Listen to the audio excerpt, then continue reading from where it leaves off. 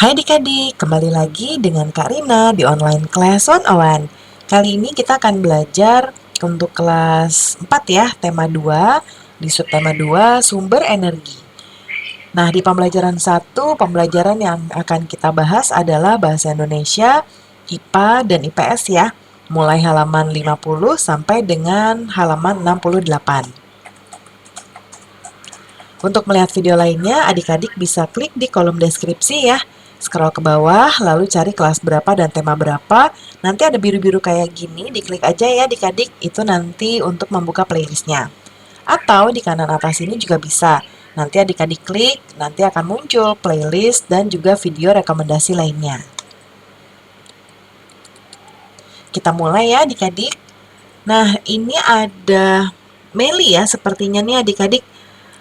Sebelumnya kita sudah belajar tentang macam-macam energi. Nah, sekarang kita akan menggali lebih jauh tentang energi dan pemanfaatannya dalam kehidupan sehari-hari. Ayo kita mulai. Kita dapat menemukan energi di sekitar kita. Energi sangat berguna untuk makhluk hidup saat melakukan kegiatan. Energi listrik adalah energi yang paling banyak digunakan di rumah. Ya, tanpa kita sadari adik-adik kita emang nggak bisa hidup ya tanpa listrik. Sekarang segala rupa itu pasti pakai listrik. Memasak nasi, kompor pun sekarang udah banyak ya kompor listrik adik-adik. Nah, tulislah barang-barangmu yang membutuhkan energi listrik. Seberapa sering kamu menggunakannya? Diskusikan dengan temanmu ya. Karina akan contohkan di sebelah kanan. Yang pertama Karina contohkan lampu. Nah, lampu ini aku menyalakan lampu di rumah ketika sudah malam ya, karena sudah gelap. Kemudian yang kulkas. Kulkas juga ini kita mungkin sekarang juga agak sulit hidup tanpa kulkas ya. Karena kayak contohnya siang-siang panas, kita bisa minum air dingin. Dan makanan juga bisa disimpan oleh ibu. Ya, misalnya ibu beli sayur-sayuran untuk dimasak besok. Ya, jadi ada stok gitu ya. Lalu televisi atau TV. Aku hidupkan ketika menonton bersama dengan keluarga. Selanjutnya, kita harus memperhatikan penggunaan energi. Jangan sampai energi habis karena pemakaian yang tidak terbatas. Apa yang dapat kita lakukan agar energi tidak habis? Yaitu selalu berhemat ya adik-adik ya. Nih contohnya di sini nih. Di sini tuh Karina tuliskan kita menontonnya bersama keluarga.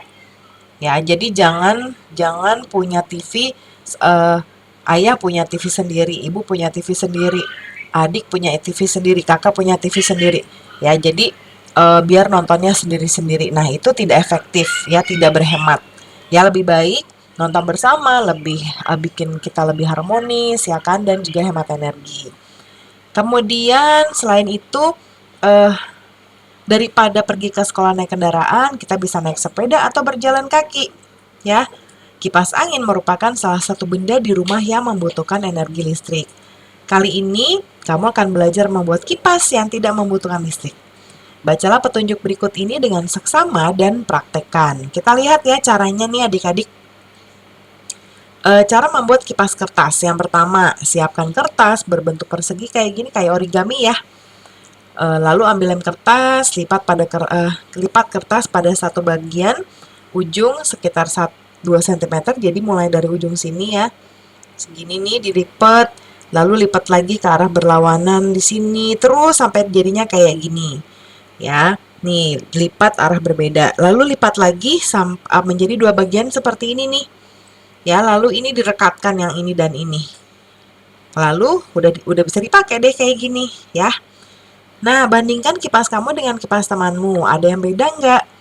Nah, sekarang carilah bentuk-bentuk kipas yang berbeda. Tulis cara membuatnya dan sampaikan ke Bapak Ibu Guru. Kak Rina, contohkan di sini ya. Nih, contoh kipasnya bikinnya kayak gini. Jadi ada yang dibolong-bolongin supaya bisa pakai stick. Ya, ini stick seperti stick es krim. Ya, caranya buatlah cetakan kipas nih, kipas ya. Cetakan kipas karton sebanyak 2 buah, buat dengan ukuran sama panjang. Lubangi seluruh pinggiran karton seperti ini. Lalu tempelkan pegangan kipas pada salah satu permukaan karton. Tempelkan satu karton lainnya dengan cara dijahit atau gunakan tali rafia seperti ini ya adik-adik ya. Nah, ini contoh dari Karina. Adik-adik nanti boleh bikin yang lain ya. Seperti yang sudah kamu ketahui, energi dapat berubah bentuk menjadi energi yang lain.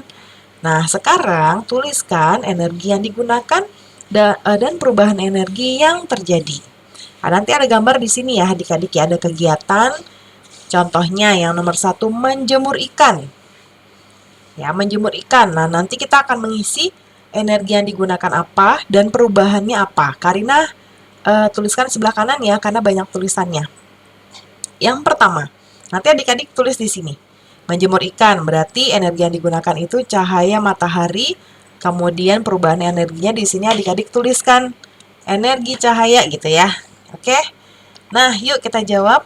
Jadi yang pertama menjemur ikan itu menggunakan cahaya matahari adik-adik. Ya, jadi alami. Lalu perubahan energi apa? Dari energi cahaya matahari menjadi energi panas. Sehingga kandungan air yang ada di ikan ya atau apapun ya atau ikan yang dijemur itu menguap. Jadi kering ya. Kemudian yang menyetrika.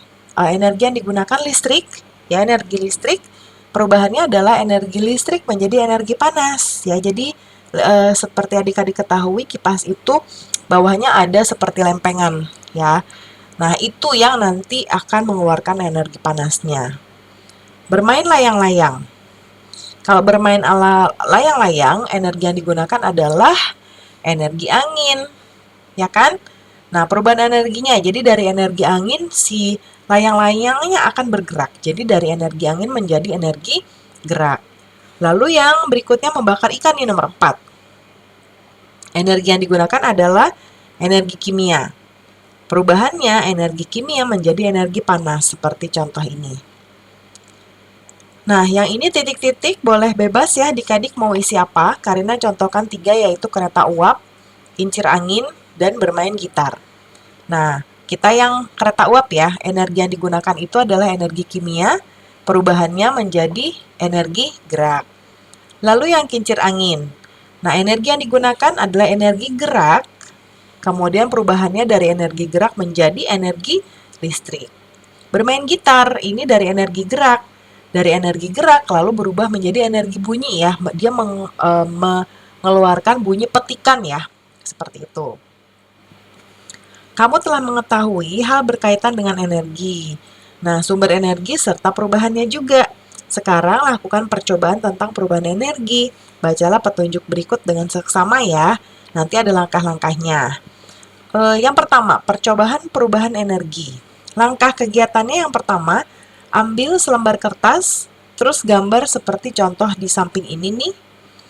Gunting mengikuti garis sehingga menyerupai spiral. Jadi yang pertama spiral seperti ini, kemudian lubangi salah satu ujung kertas, ikatkan dengan benang, panjang benangnya sekitar 50 cm, ikatkan ujung yang lain pada pensil, ya seperti ini. Kemudian nyalakan lilin, letakkan kertas spiral di atas api, jaga jaraknya supaya tangannya tidak terbakar ya. Lalu apa yang terjadi jika kertas spiral ditempatkan di atas api lilin? Nah, kita jawab percobaannya ya adik-adik. Nanti setelah adik-adik lakukan percobaan, samakan dengan jawaban Kak Rina. Nah, kita mulai dengan yang pertama. Nih, yang ini ya pertanyaan pertama. Apa yang terjadi jika kertas spiral ditempatkan di atas api lilin? Nah, kertas spiralnya akan berputar adik-adik. Ya, dicocokkan ya nanti sama atau enggak. Lalu pertanyaan kedua yang ini, ubah jarak kertas spiral menjauh atau mendekat ke api. Apa yang terjadi? Tuliskan di kolom sini. Jika menjauh, putaran kertas spiral akan melambat. Kemudian berikutnya ada tabel laporan kegiatan yang tadi kita lakukan. Kita isi ya. Nah, pertama, nama percobaan tadi percobaan perubahan energi. Tujuan percobaannya adalah mengetahui perubahan energi. Alat-alat yang digunakan, selembar kertas, gunting, benang, lilin, dan juga pemantik api. Itu korek ya adik-adik boleh korek gas atau korek kalau masih ada korek biasa ya boleh. Langkahnya sama seperti yang tadi, ditulis lagi aja yang ini ya. Langkahnya, kemudian hasil percobaannya. Kertas spiral berputar ketika didekatkan ke lilin ya. Lalu kesimpulannya, energi panas dapat berubah menjadi energi gerak. Nah, nanti dituliskan di bentuknya seperti laporan ini ya adik-adik. Kemudian ketika melakukan percobaan, kadang berhasil, kadang gagal. Bagaimana dengan percobaan adik-adik kali ini? Berhasil nggak? Sama nggak jawabannya sama Karina? Dicocokkan nanti ya. Nah, pada cobaan kali ini aku berhasil melakukannya. Perasaanku ketika berhasil senang dan gembira, ya, karena percobaan tuh seru adik-adik. Ya, nanti kalau adik-adik udah SMP, SMA itu percobaannya lebih bervariasi lagi. Ya, ada yang menggunakan cairan-cairan kimia gitu ya. Nah, itu seru deh pokoknya. Nah, lanjut ya. Di sini saat sedang belajar bersama di rumah Lani, Benny terlihat tidak sehat adik-adik. Seringkali dia batuk. Lani kemudian dipanggil ibu. Mereka berdua berbicara di dapur. Tidak lama kemudian, Lani datang membawa secangkir air. Ia menyodorkan minumannya kepada Benny dan meminta meminumnya. Setelah itu, Benny terlihat lega. Teman-temannya bertanya kepada Lani tentang minuman tersebut. Nah, Lani menerangkan bahwa ia baru saja memberi Benny air jahe. Ya, Ibu Lani membuat minuman dari jahe yang dicampur dengan sedikit gula. Nah, karena kan batuk-batuk ya, adik-adik, jahe itu bagus untuk tenggorokan kita ketika kita lagi batuk. Jadi Ibu Lani dengan baik hati membuatkannya. Di belakang rumah Lani banyak tanaman jahe. Banyak orang percaya bahwa jahe bisa membuat tenggorokan lega saat kita batuk. Jahe pun membuat tubuh hangat. Adik-adik, tahukah kamu Indonesia memiliki sumber daya alam yang bermanfaat untuk kesehatan tubuh? Sumber daya alam tersebut dijual di pasar dan bisa dinikmati oleh siapa saja. Contohnya nih, ada temulawak, ada kunyit, jahe, bawang putih, kencur, dan cengkeh. Nah, ini contoh sumber daya alam Indonesia yang jumlahnya berlimpah. Ya, bahkan banyak sekali negara-negara yang lain yang pengen punya rempah-rempah yang berlimpah seperti kita adik-adik ya.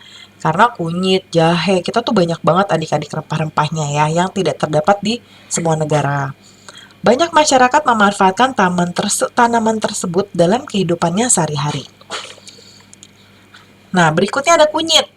Yang warna kuning-kuning ya adik-adik, biasanya kalau ibu masak yang pakai kunyit nanti jadinya kuning-kuning. Kunyit merupakan salah satu sumber daya alam yang banyak dimanfaatkan oleh kehidupan masyarakat Indonesia. Kunyit banyak dimanfaatkan sebagai bumbu dapur, obat tradisional, bahkan sebagai pewarna alami. Sebagai salah satu bahan baku obat tradisional, kunyit juga banyak dicari masyarakat, baik di Indonesia maupun di luar negeri. Semakin hari, semakin banyak peminat kunyit dari negara-negara lain. Para petani sangat gembira dengan banyaknya peminat kunyit tersebut. Ya, minuman kunyit asam merupakan minuman yang banyak diminum oleh penduduk Indonesia. Adik-adik suka nggak minum kunyit asam? Ini bagus adik-adik ya, dan rasanya juga enak kok. Nah, selain menyegarkan, minuman ini pun dipercaya memiliki manfaat untuk tubuh. Awalnya, minuman ini banyak dinikmati oleh penduduk di Jawa. Namun, saat ini minuman kunyit asam dapat dinikmati oleh banyak penduduk Indonesia, hampir di seluruh provinsi. Minuman ini sudah dibuat dalam bentuk yang lebih praktis sekarang, adik-adik. Jadi bentuknya kemasan tinggal diseduh dengan air hangat, ya. Nah, hebat bukan adik-adik? Ternyata sumber daya alam Indonesia yang berlimpah sangat banyak manfaatnya bagi tubuh kita. Banyak pula peminat yang berasal dari luar Indonesia loh buat beli ya. Karena memang nggak ada di sana adik-adik. Nah, bersama temanmu temukanlah sumber daya alam Indonesia lainnya yang banyak dijumpai di pasar. Sumber daya alam yang kalian diskusikan adalah sumber daya alam yang memiliki banyak manfaatnya. Bukan saja bermanfaat di dapur sebagai bumbu masak ya, namun juga bermanfaat untuk kebutuhan lainnya. Nah, kita masuk ke tabelnya. Contohnya yang pertama ada kunyit. Kunyit itu untuk bumbu nasi kuning dan jamu. Tempatnya ada di tempat pemasarannya ada di pasar dan supermarket. Nah, Karina akan contohkan ada 4. Yang berikutnya ada jahe untuk bumbu masak dan obat. Tempat dipasarkannya ada di pasar dan supermarket. Lalu selain sumber daya alam untuk seperti rempah-rempah, Karina juga masukkan yang lain seperti minyak bumi. Ini pemanfaatannya untuk bahan bakar minyak atau bensin. tempat dipasarkannya di pom bensin atau Pertamina. Sumber daya alam berikutnya tebu. Tahu ya adik-adik tebu? Tebu ini juga diolah ya sebagai bahan gula. Nah, tempat dipasarkannya di pasar dan supermarket. Lalu ada emas. Nah, ini emas biasanya untuk perhiasan. Nah, sekarang juga banyak yang digunakan sebagai investasi ya. Boleh nanti adik-adik tambahkan ini untuk investasi. Investasi. Nah, tempat dipasarkannya di toko emas atau yang resmi ada dari Antam. Sumber daya alam yang berlimpah dimaksudkan agar manusia bisa memanfaatkannya untuk kehidupannya. Sebagai rasa syukur, kita perlu menjaga keberadaannya dengan terus menanamnya lagi. Pembelajaran kita sudah selesai ya adik-adik. Terima kasih sudah menonton sampai akhir. Mohon dimaafkan apabila ada kesalahan dalam perkataan maupun dalam materi yang diberikan. Sampai jumpa di pembelajaran berikutnya ya. Dadah!